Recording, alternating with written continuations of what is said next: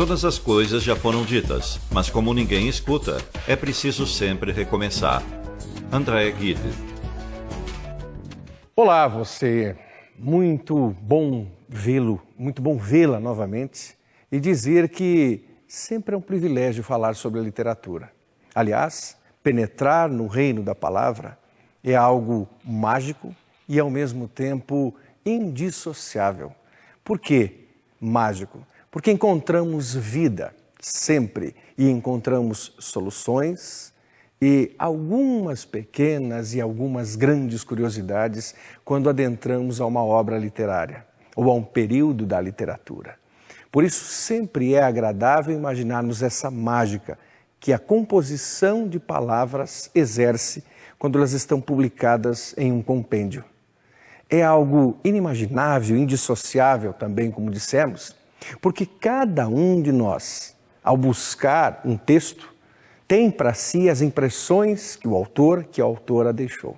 Por isso, parafraseando Drummond e abrindo o nosso encontro de hoje, vale a pena dizer que penetrar no reino das palavras é algo que só você pode fazer. E fará a partir desse momento com o nosso apoio no seguinte sentido, olhando para um pouco do que vimos ao longo da nossa caminhada estudantil e que agora se reflete de uma forma revisional, por assim dizer. Venha conosco e sinta esse prazer que é o da literatura. História literária.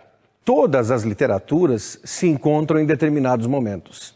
Nos países, e a história da humanidade já mostrou isso, há sempre um momento de estudarmos a estética da literatura, o período, a situação refletida no próprio texto literário.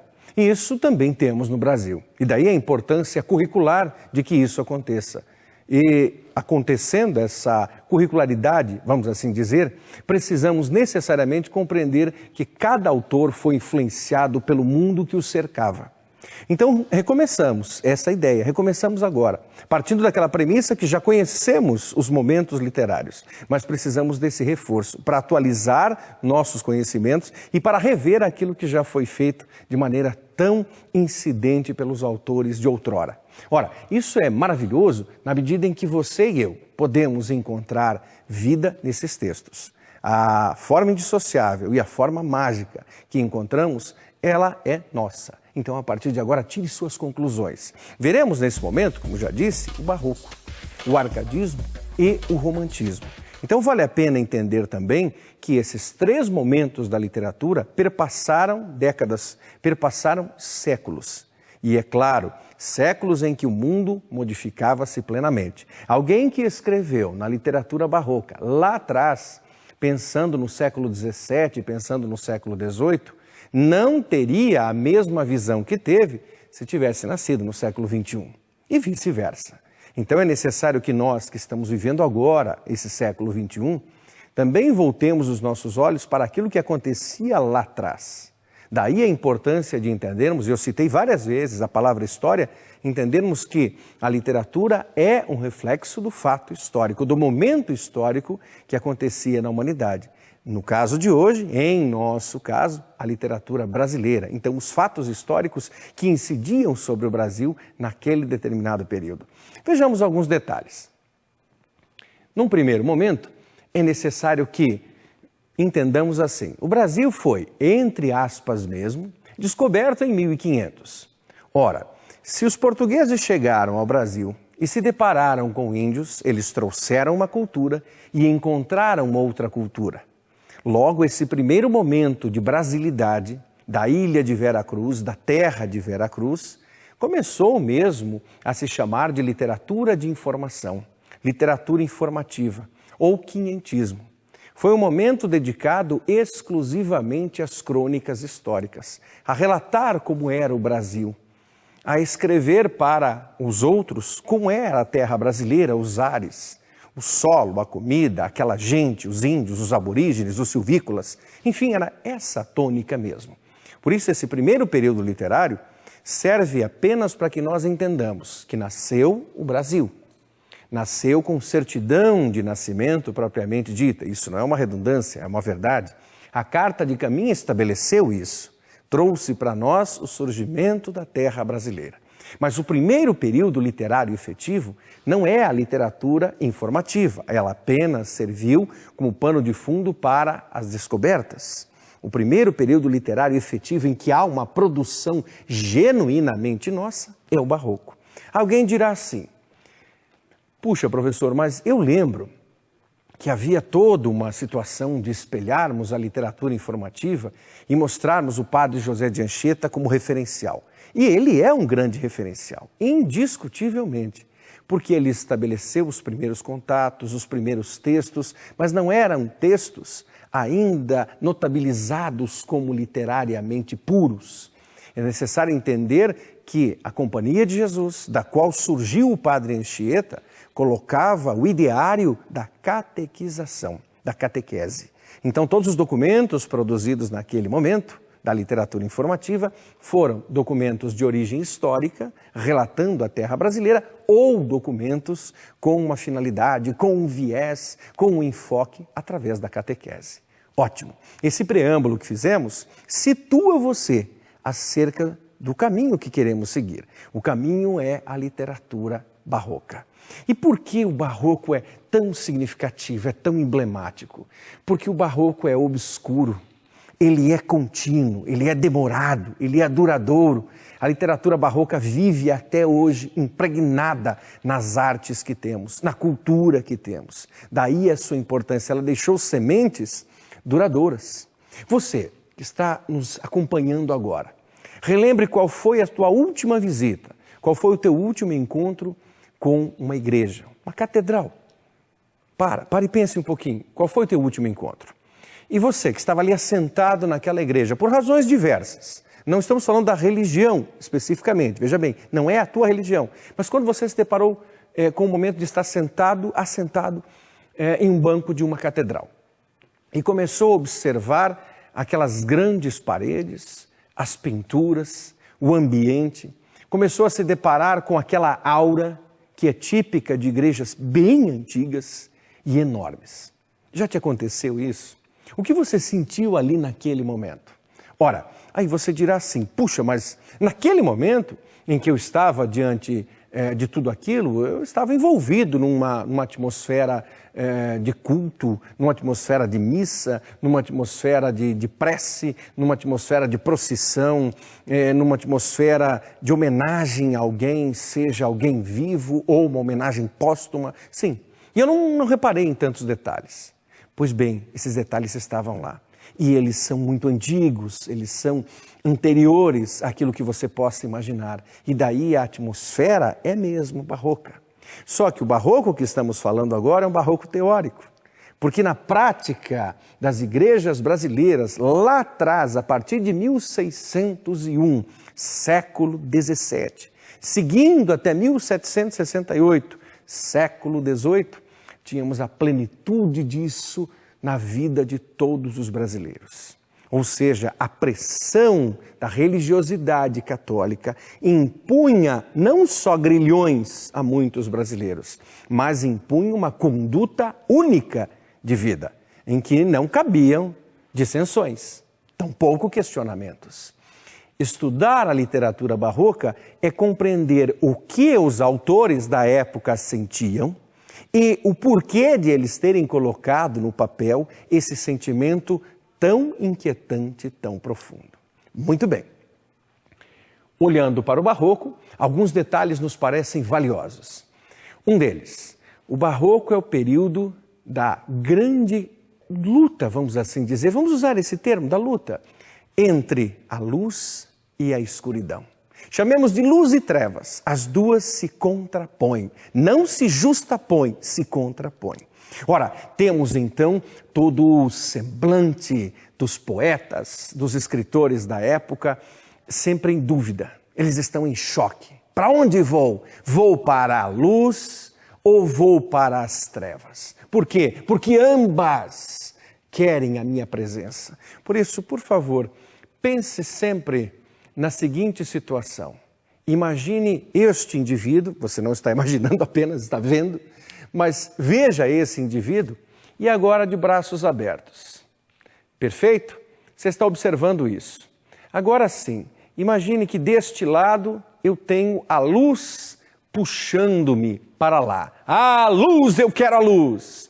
Do lado de cá eu tenho a escuridão puxando. As trevas como elas são boas.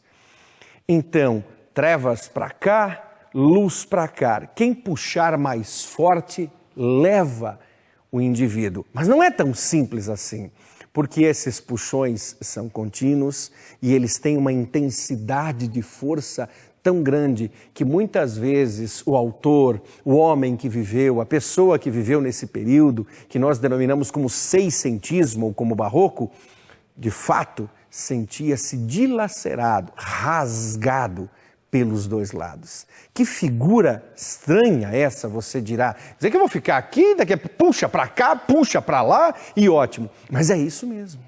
E é por conta dessa dificuldade que muitas vezes os textos são rebuscados. Os textos do barroco são difíceis, porque o indivíduo fica ali perdido, para lá ou para cá. Olha, mas a luz é tão bonita, puxa, a luz é maravilhosa, a luz é perfeita, mas as trevas são gostosas também, as paixões carnais são boas.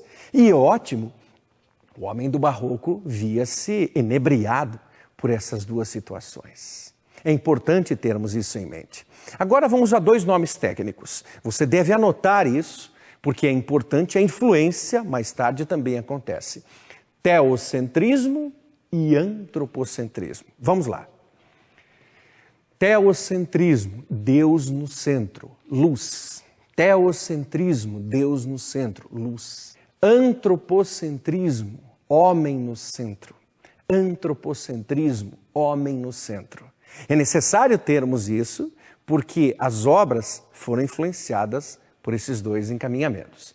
Também é necessário pensarmos em duas concepções essenciais, ou seja, em duas características, em duas prerrogativas. O cultismo. Cultismo é o jogo das palavras.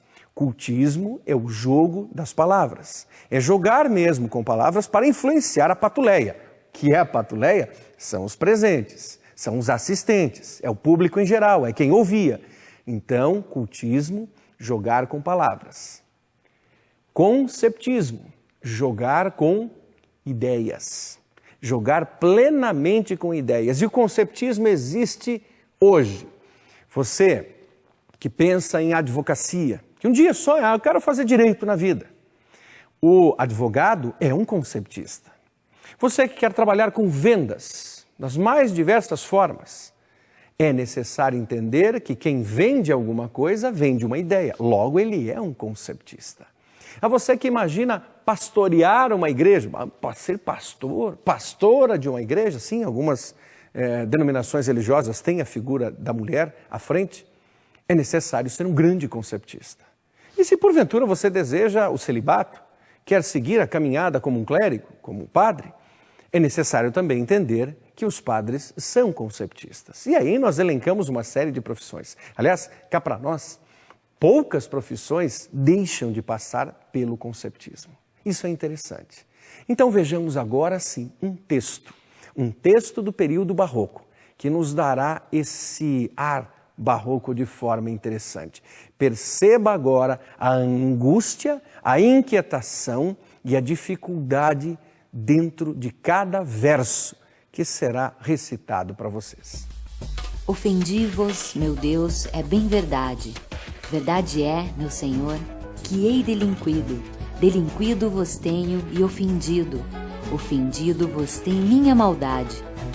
Maldade que encaminha a vaidade. Vaidade que todo me há vencido. Vencido quero ver-me e arrependido. Arrependido a tanta enormidade. Arrependido estou de coração vos busco. Dai-me abraços, abraços que me rendem vossa luz. Luz que, claro, me mostra a salvação. A salvação pretendo em tais braços.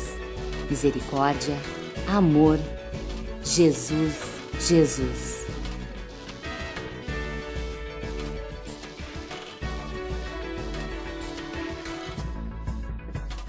Percebeu a angústia predominante no texto? Sim, é uma poesia religiosa. Porque quem escreveu esse tipo de poesia, escrevia a poesia satírica, poesia lírica e escrevia a poesia religiosa, chamada também como sacra. É uma poesia sacra? Sim. É uma poesia de alguém que tem medo de perder a fé, medo de ser abandonado, medo de ser deixado, medo de morrer e não ir para o céu. Sem dúvida nenhuma. Mas isso angustiava? Claro que angustiava, e aliás angustia muito. Nós sabemos que há denominações religiosas que impõem à pessoa, olha, se você fizer isso e pisar aqui, você não vai para o céu. Tá, isso é uma grande bobagem. Mas é uma bobagem na minha concepção. Na concepção de números, isso é real, isso é concreto. Então nós não vamos entrar nesse mérito. O mérito do texto propriamente dito é a angústia do indivíduo diante do quê? Diante das dificuldades, da forma amedrontada de viver. E por isso o texto é tão belo nesse sentido. Claro que o autor, o querido Boca do Inferno, primeiro grande nome literário puro desse país, deixa a marca de alguém que ficava assim. Eu escrevo poesias líricas porque eu amo, eu sou apaixonado. A figura feminina para mim é maravilhosa. Eu amo aquela mulher e eu desejo carnalmente. Mas eu me angustio porque isso é pecado, eu não posso desejá-la. Então eu acabo escrevendo como um pecador arrependido, como alguém que teme. E ao temer, tem o receio de não viver a liberdade, a plenitude da sua existência na presença celestial. Mas isso é uma imposição da religiosidade da época. E é por desabafar que o Gregório escrevia os seus poemas satíricos.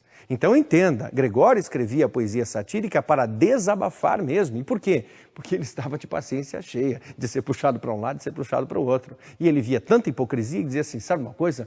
Vamos mandar ver. Por isso o nome Boca do Inferno, ou seja, boca suja, aquele que falava os piores palavrões possíveis na literatura barroca. É aquele que inventou que a cidade da Bahia, que o centro político, comercial, cultural do país era a Bahia na época, né? Salvador, mas a Bahia, como ele citava a cidade da Bahia, e ele dizia que a Bahia era composta de 2 Fs, que para ele resumia tudo.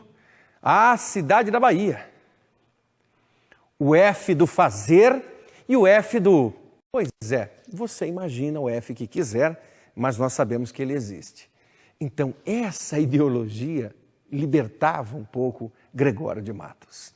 Agora, observe, vimos então o texto barroco. Faça uma revisão desse texto barroco seguindo para um texto romântico. Veja se há uma simetria, se há algo próximo a isso. Agora nós evoluiremos. Estamos no barroco, sim. Vamos para um mundo romântico. Já não estamos mais em 1768, agora estamos em 1836. Um vácuo ficou, um vácuo chamado arcadismo, que é o pré-romantismo também. Mas vamos a um texto romântico. Faça aqui a sua contemplação desse texto romântico. Observe. Quando em meu peito rebentar-se a fibra, que o espírito enlaça a dor vivente, não derramem por mim nenhuma lágrima, impálpebra demente, e nem desfolhem na matéria impura a flor do vale que adormece ao vento. Não quero que uma nota de alegria se cale por meu triste passamento. Eu deixo a vida como deixa o tédio do deserto, o poento caminheiro, como as horas de um longo pesadelo que se desfaz ao dobre de um sineiro. Descansa em o meu leito solitário, na floresta dos homens esquecida, à sombra de uma cruz, e escrevam nela: foi poeta, sonhou e amou na vida. Diferença de texto? Claro que sim. Há uma diferença, mas há uma simetria. No seguinte sentido, percebeu a angústia? Percebeu a angústia emocional? Por isso, tanta gente emocional gosta desse texto. É um texto de quem? De Álvares de Azevedo. Um jovem, um garoto, 20 anos. Curtiu a vida? Sim. Teve tristeza pela vida? Sim. Como ele mesmo cita no último verso que você acabou de ouvir. Foi poeta, sonhou e amou na vida. Amou sim, mas não foi correspondido plenamente. Sonhou sim, sonhos inquietantes, sonhos estabelecidos nos chamados poemas malditos, nos chamados contos da morte, os contos malditos também. Sobre Álvares de Azevedo vem a pecha, vem a imposição de ter sido ele um dos autores mais questionados por conta dessa verve, ou seja, por conta desse estilo também angustiado. Então, esses dois poemas têm uma certa semelhança em percebermos que os seus autores, lá atrás, a figura do barroco Gregório de Matos e a figura do poeta da segunda geração romântica, Álvares de Azevedo, plenamente inquietos com relação à sua vida. São belos textos para a nossa degustação literária, sim, mas são textos que inquietam, exatamente porque refletem o que ambos sentiam nas suas situações. Aí deve vir a tua pergunta, mas o Álvares de Azevedo, ele também vivia essa questão de ser puxado para cá, puxado para lá, antropocentrismo, teocentrismo? Não, sob hipótese alguma. Mas ele vivia, sim, a inquietação byroniana, a inquietação do mal do século. O mal do século, a tuberculose, o mal do século, o desejo de morrer por amor. Sim, ele vivia isso. O desejo de amar tanto, ultra-romanticamente, desejar tanto uma figura amada, que por ela morrer, por esse sentimento, nem por ela, por esse sentimento. Certo? É bom fazermos o reparo aqui, por esse sentimento. Então é nesse sentido que vemos uma poesia tão forte, tão contundente. Dois grandes autores. Por isso o encontro de hoje nos mostra essas duas figuras em seus momentos. Agora você diz assim, puxa, mas então quer dizer que o romantismo acabou herdando alguma coisa do barroco? A resposta é sim. Ele herdou por quê? Porque nessa segunda fase, nós temos determinados momentos, não só com Álvares de Azevedo, aliás, menos com ele, mas mais com Fagundes Varela, e mais ainda com Junqueira Freire, em que há um resgate dessa situação da religiosidade, da dependência do homem em relação ao seu aspecto íntimo. E, nesse sentido, o barroco fez uma boa parceria, uma parceria curiosa. Vamos a um outro momento. E aqui nós temos, então, uma pequena análise literária que precisa ser feita. Quando nos depararmos com um texto do barroco e quando nos depararmos com um texto do romantismo. Vejamos aqui, tecnicamente, algumas diferenças. Observe. Temos um texto e, na sequência, oposições do corpo e da alma. Ora, essa oposição do corpo e da alma entram em sintonia com o que falamos há pouco. O que o corpo deseja, o que a alma deseja. Tá, mas não entendi. O corpo, o que o corpo deseja? Satisfação, ele deseja comodidade, ele deseja acalento, sim. E a alma? A mesma coisa, mas a alma se sobrepõe ao corpo. Muitas vezes o corpo se sobrepõe à alma. É o teocentrismo e o antropocentrismo. Dá para dizer assim, grosseiramente, que a alma é muito mais voltada ao que nós queremos intimamente, ou seja, aos nossos pensamentos, aos nossos sonhos, aos nossos ideais, então mais voltada ao teocentrismo, e o corpo não, é mais voltado ao desejo material, então é antropocêntrico. E é claro que essas oposições também surgem nos dois textos, inclusive no de Álvares de Azevedo, de forma curiosa. Um outro detalhe que nos parece interessante, vendo exatamente essa pontuação, oposições corpo e alma. E temos assim, os braços de Jesus, porque, como fizemos aquela figura, de um lado e do outro. Os braços de Jesus, apontando para lá, apontando para cá. Eles não estão assim, eles estão bem separados. Abraços. Por que abraços? Porque abraço é sentimento. É o corpo que necessita disso, ele necessita que você aperte, necessita de afago. E nós temos a salvação da alma. Os abraços servem para o corpo, servirão para a alma, mas servem também para a salvação da alma, que é mais importante do que o corpo. Aí nós entramos num conceito religioso. Qual o conceito religioso? De que viemos do pó e ao pó retornaremos. E em consequência disso, o nosso corpo se vai, mas a alma permanece. Então, ela é mais importante. Ela precisa receber a prioridade dos nossos esforços. E daí o antropocentrismo e o teocentrismo, nós estamos pontuando isso para que você veja a influência. Mais tarde, na literatura, e também veremos em nossos encontros, o barroco é retomado. Há um chamado neobarroquismo que vai surgir lá nos ideários do modernismo, ou seja, mais de 300 anos depois. Quanta coisa nesse sentido. E temos o antropocentrismo e o teocentrismo aparecendo assim. Dirige-se a Deus para alcançar o pedido, que vai beneficiá-lo diretamente. Quer o seu bem humano, mas centra suas esperanças no divino. Ah, sim. Então eu não entendi. Mas entenda, a angústia vem daí. Por quê? Porque nós queremos sempre conciliar as duas coisas.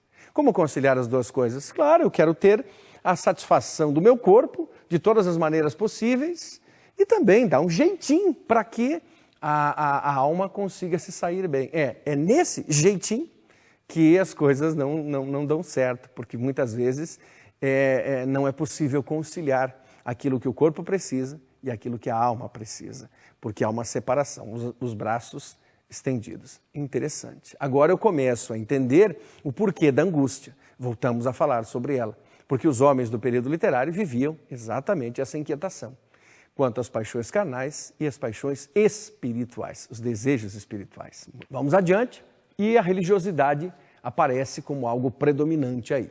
A religiosidade é inerente ao ser humano. Observe, isso não é uma fala nossa, é uma fala histórica. A religiosidade é inerente ao ser humano, não uma religião.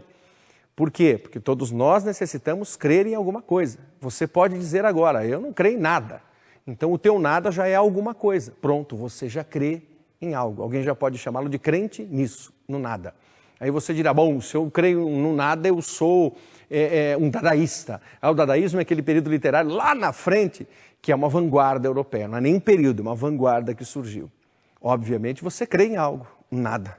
Então todos nós convivemos com essa religiosidade. Precisamos apenas desenvolvê-la. Por isso tantos caminhos que são próprios das pessoas que buscam. Adiante, religiosidade. Pecado, arrependimento e perdão. Pecamos, somos pecadores, sim. Nos arrependemos. O arrependimento, a palavra arrependimento é mesmo um A, que é para trás, que é um sentido contrário, e uma ré. Ré que você dá, arrependimento. E é claro, o perdão. Então você peca, arrepende-se, pede o perdão e é agraciado com o perdão. Mas muitas vezes, por mais que você seja agraciado, você não se dá conta disso e continua ali angustiado. E por conta disso, a literatura barroca, em sintonia com a literatura romântica, acaba apontando para esse encaminhamento. Nós temos um outro texto. Quando eu falei em texto, é porque evidentemente nós vimos um texto inicial do Gregório de Matos e agora o texto seguinte, que é o do Álvares de Azevedo, esse que também vimos de uma forma bem agradável. E o sentimentalismo, que é o apelo às emoções, a valorização da natureza. Por quê? Porque se eu sair do barroco, eu já me desloco para o romantismo, período literário de 1836 a 1881, no qual a natureza exerce um papel de cumplicidade amorosa com o poeta.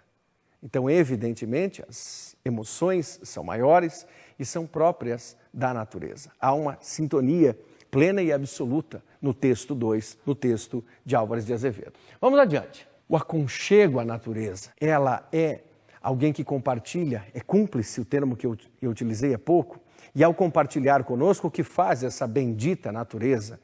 Ela é nossa confidente. É por conta disso que o arcadismo faz essa ponte interessantíssima entre o barroco e o romantismo. Fica no meio. Na verdade, o arcadismo o pré-romantismo é quem estabelece o carpe diem, que nasceu no barroco, que perpassa o arcadismo e que encontra uma forma interessantíssima de prática na literatura romântica. Aproveite o dia, viva-o intensamente, viva com as emoções. Só que alguns elevaram isso a um nível espetacularmente destrutivo, autodestrutivo, e evidentemente conseguiram se destruir. Perfeito. Vida é sofrimento. Veja, não é vida e sofrimento. Vida é sofrimento. Nós temos o quê? Nós temos uma afirmação. Por que essa afirmação? Porque o indivíduo não quer mais viver, porque não suporta as pressões da vida. E cá para nós, a vida é prazerosa sim, mas ela é sôfrega, porque há dificuldades. Nós não podemos querer brincar todo o tempo. Brincar é bom demais, mas também é passageiro. A efemeridade da vida, a vida é efêmera, sim, ela é passageira, faz com que nós tenhamos uma conduta. Somos pequenos, somos acariciados, acalentados no ventre materno, depois saímos de lá arrancados a fórceps, para alguns literalmente, e deixamos esse aconchego. A partir daí alguém já pode dizer, bom, a partir daqui vida é sofrimento. Não é, não é. Mas há situações que nos farão chorar, lamentar, que nos farão ficarmos tristes, não? Nos trarão essa tristeza contínua. E ela é contínua na medida em que nós não valorizamos o outro lado, as coisas boas da vida. Então é claro que o poeta aqui, no texto 2, o Álvares de Azevedo, resgata a angústia religiosa com a inquietação como ser humano e com o sofrimento que ele afirma ser a vida. E aí segue o seu caminho. Morbidez. Ora, se a vida é sofrimento, tudo parece mórbido. E ao ser mórbido, por isso as cores escuras combinam muito com o romantismo da segunda geração. Por que combinam muito, Marlos? Combinam muito, obviamente, porque os poetas da época viviam à noite, à madrugada, e escreviam suas histórias, escreviam seus textos poéticos inspirados nessa morbidez, numa situação sempre destrutiva. Curioso, a influência romântica desse momento também encontrará, ou melhor, dará frutos lá na frente, e um dos que receberam esses frutos é o poeta Augusto dos Anjos. Sem dúvida nenhuma. Então é uma continuidade. Por isso sempre insistimos. Quer aprender literatura, quer conhecer mais a literatura, para escrever textos também é necessário ler. Normalmente você pega alguma coisa, normalmente você se inspira em textos que existem e dá continuidade à sua vida exatamente nesse caminho. E daí a importância de sempre lermos para absorvermos o que os poetas, o que os escritores fizeram com o passado, no passado. Autores. Falávamos então no texto 1 sobre o Boca do Inferno, Gregório de Matos Guerra. A figura do padre Antônio Vieira é importante no Barroco? É sim, indiscutivelmente, mais voltado ao conceptismo, ao jogo de ideias. Mas a figura do poeta inquietante, daquele que fez a poesia lírica, a poesia sacra e a poesia satírica, é mesmo do senhor Gregório de Matos Guerra, o Boca do Inferno, o que teve 2 mortes. A primeira morte física, ou seja, é claro, ele foi expulso, ele foi exilado, ele foi enviado para fora, não só da Bahia, mas do Brasil, volta e morre fisicamente falando em Recife, no Recife. A morte mais dolorosa foi a morte literária, quando a maior parte dos seus textos, alguns dizem todos os seus textos, foram defenestrados, foram colocados para fora, ou seja, foram queimados, inutilizados. Então essa foi uma morte muito ruim, no sentido de apagá-lo para sempre da memória das pessoas. E é aquela história de você não só incinerar o indivíduo, mas você queimar a sua casa, queimar tudo que lhe pertence e ainda jogar sal em toda a propriedade para que não nasça mais absolutamente nada, para deixar bem claro que aquilo que viveu ali não representou e não serviu para coisa alguma. Gregório de Matos é controverso, mas é um dos nossos mais interessantes escritores. Do período colonial, literatura informativa, barroco e arcadismo, indiscutivelmente é o mais contundente de nossos autores. Álvares de Azevedo, o texto 2 que vimos. O Álvares de Azevedo foi aquele poeta que com 20 anos faleceu. Aliás, ele já perseguia a morte em toda a sua adolescência. Ele queria morrer brincando, mas falando sério. E era alguém que acordava e dizia assim, puxa vida, que droga, estou vivo. Porque ele buscava a morte. Na verdade, vida para ele era sofrimento. Ele queria mesmo extinguir a sua vida e isso aconteceu aos 20 anos. Por causa do mal do século, a tuberculose, e por causa do mal do século íntimo, que era o querer, o morrer por amor mesmo. A vida de Álvares de Azevedo foi dentro desse sentido. Nos deixou 2 obras de grande relevo. Lira dos 20 anos, os poemas, e Noite na Taverna, os contos. É bom referendarmos isso a você. O arcadismo, que ficou um fogo cruzado entre o barroco e o romantismo, É um período literário que teve um diferencial. Qual diferencial? Buscou a liberdade do povo brasileiro. Mas como liberdade? Estávamos sob o jugo dos portugueses. Os portugueses dominavam não mais exclusivamente a cidade da Bahia, mas sim Vila Rica, que hoje é Ouro Preto. E por conta disso, o arcadismo, oriundo das escolas, das Arcádias, ou seja, das escolas de intelectualidade, trouxe para o Brasil poetas e escritores preocupados não mais com a igreja, preocupados com o romantismo, sim, mas preocupados porque nascia para eles, mas preocupados essencialmente em libertar o Brasil. E lutaram por isso. Então, nomes de grande destaque, como Cláudio Manuel da Costa, o Glouceste Saturno, como Tomás Antônio Gonzaga, o mais importante, que é mesmo o Dirceu.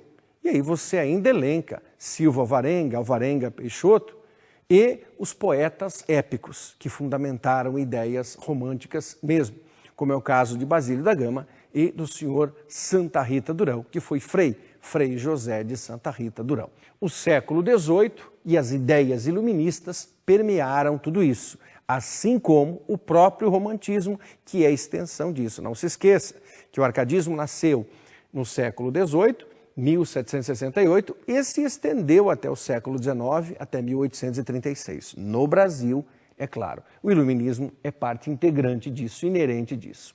Termos do arcadismo, termos que fazem parte do arcadismo, fazendo essa ligação mesmo entre barroco e romantismo. A emoção que ali aparece para nós de forma clara, a subjetividade. Observemos que os árcades, assim como os românticos, são essencialmente subjetivos.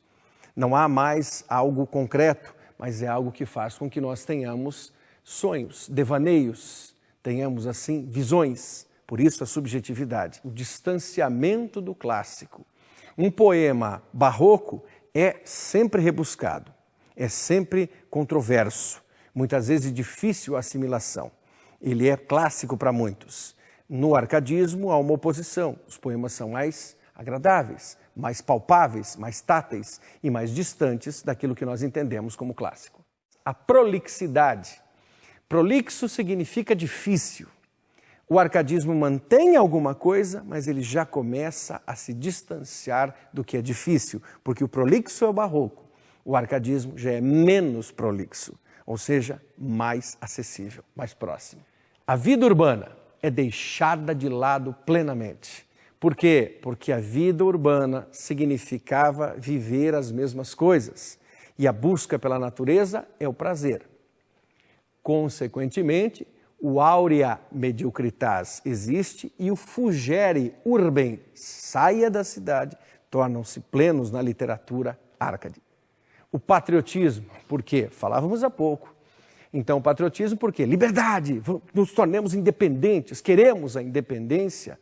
E por que queremos a independência? Porque precisamos, chega de sermos usurpados, de sermos vilipendiados pelas forças dos lusitanos. É hora de dizermos que o Brasil pode e deve ser independente. Por isso, a literatura árcade é uma literatura inconfidente, correto? Escreva, a literatura árcade é uma literatura inconfidente.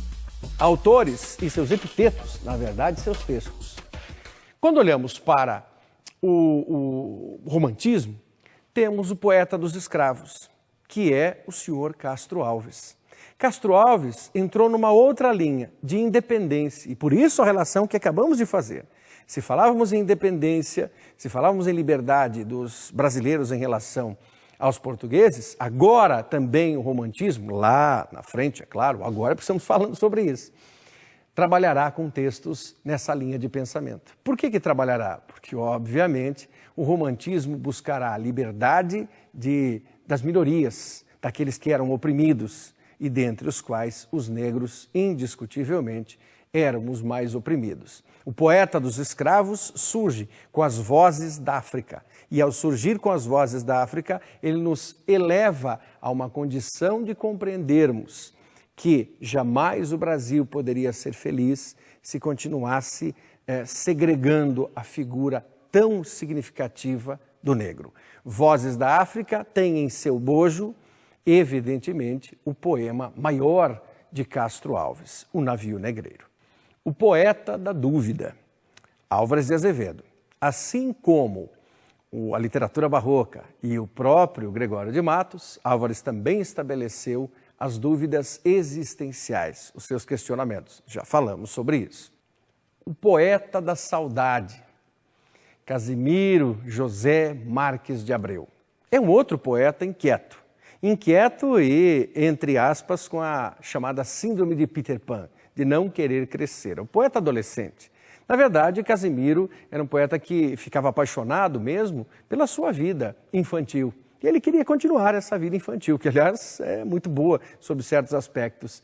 E daí ele escreve textos nessa linha, como A Valsa. Tu ontem na valsa dançavas, voavas tão longe de mim. Quem deras que sintas as dores de amores que louco senti. Quem deras não negues, não mintas, eu vi. Esse é o poeta. É o poeta dos 8 anos, que saudades que eu tenho da aurora da minha vida. Esse é um texto dos mais conhecidos de nossa literatura, porque reflete exatamente isso, esse apelido, essa alcunha, esse subtítulo, esse intertexto, o poeta da saudade. Um poeta que deixa a sua marca saudosa na vida. O poeta monge, Junqueira Freire. Por que as relações do barroco com o romantismo? Por causa disso. Porque o romantismo, embora tenha se libertado de muitos dos ressaibos das marcas barrocas, ele continuou estabelecendo uma relação. E o Junqueira Freire foi o mais angustiado desses poetas. O poeta das inspirações do claustro. E é claro, nas inspirações ele escreve acerca disso. Ele escreve e vive, né? Melhor, ele não só escreve, ele vive as suas dificuldades. Daí o poeta monge. O pior de tudo é que ele nunca se encontrou na vida religiosa e morre da mesma forma. Nem lá, nem cá. Nem fé, nem carne. Que triste isso, né? O poeta das estrelas. E agora mudamos o cenário. Estávamos lá atrás no barroco. Depois seguimos para o romantismo. Fizemos uma relação com o arcadismo. E agora fechamos parte da nossa conversa com o parnasianismo, que virá logo depois. Ou seja, se o romantismo termina em 81, em 1882 nasce a poesia parnasiana, que curiosamente nega a maior parte dos valores, tanto do barroco como do arcadismo, quanto do romantismo, mas ainda deixa algumas marcas interessantes. O poeta maior é o poeta Olavo Bilac, o poeta das estrelas, o poeta da Via Láctea, o poeta da língua portuguesa, que, é claro, mostra em alguns dos seus textos a inquietação que permeia todos eles. O poeta das pombas, no parnasianismo, é um homem que vive um pouco dessa imaginação, a imaginação não só da natureza, mas da forma perfeita, a forma que ele perseguia, as 10 sílabas poéticas. Curiosamente, no barroco, as poesias têm 10 sílabas poéticas, decassílabos ou heróicos. No arcadismo tem 10 sílabas poéticas, decassílabos ou heróicos. No romantismo, muitos dos textos também têm. E no parnasianismo, essencialmente, 10 sílabas poéticas versus decassílabos ou heróicos. A correlação é maravilhosa aí. O poeta das palmeiras, Alberto de Oliveira. E também o senhor Alberto de Oliveira é o poeta dos vasos, da forma perfeita. Daí a importância dele ter escrito tantos textos acerca disso. Mas são poetas voltados para a fixação no que é palpável, naquilo que é concreto, seja uma palmeira, seja um vaso grego, um vaso chinês. Senhora de José de Alencar, mudando completamente esse nosso enfoque e fechando o encontro de hoje, temos o olhar para a prosa. Falamos até agora sobre poesia. O olhar para a prosa se faz presente. Por quê? Porque em Senhora de José de Alencar temos a confirmação de tudo que se escreveu, mas agora em forma de uma novela de grande impacto para a época, ou seja, publicada em folhetim, essa novela romântica herdará um pouco de tudo sobre o que nós falamos, mas trazendo uma história desse cearense nascido em Messejana, que é o pai do nosso romance, é o pai do romance brasileiro. Temos em Senhora esse possível e esse passível realismo, né? Os dois sentidos cabem aí. Por quê? Porque em Senhora o que vem ao nosso encontro? A busca pela natureza, a busca pela forma perfeita, o poder do dinheiro, as relações financeiras e o amor prevalecendo sobre tudo isso. A alimentação da alma, a alimentação do corpo. Então você acaba tendo pigmentos dos períodos literários que antecederam a construção dessa obra e que mais tarde se inspirarão nessa obra também para trabalhar os seus textos. Dá para dizer sem nenhum erro, que essa obra denominada Senhora traz características do que mais tarde Joaquim Maria Machado de Assis chamaria como realismo pleno e absoluto. Alguns dizem, essa obra é pré-realista, quer dizer, ela eleva-nos para esse período posterior. Eu diria sim e não.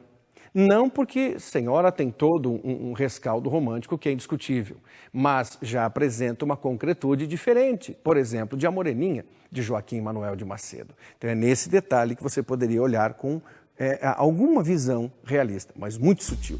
Esaú e Jacó, de Machado de Assis, estabelece uma ponte diferenciada. Por que estabelece uma ponte diferenciada? Porque aqui em Esaú e Jacó encontramos a independência novamente dos poderes que vigoravam no país, ou seja, uma luta quase que armada, no sentido concreto da palavra, entre a monarquia e a república, com vitória e preponderância da república. Essa é a mensagem que temos para hoje, ou seja, esse detalhe para você encontrar na literatura, uma caminhada toda nesse sentido. Surpreender-se, admirar-se, é começar a entender. José Ortega y Gasset. E essa ideia que passamos a você, a ideia de que a literatura é uma continuidade, que várias obras se entrelaçam, independentemente dos seus períodos literários. Você então discorreu sobre o Barroco, observou claramente o arcadismo, pensou no romantismo e seus autores, nas suas repercussões, também teve uma rápida visão da literatura parnasiana e um desfecho com a prosa romântica e, é claro, com as observações da prosa realista. Até o próximo encontro, muito obrigado pela sua companhia.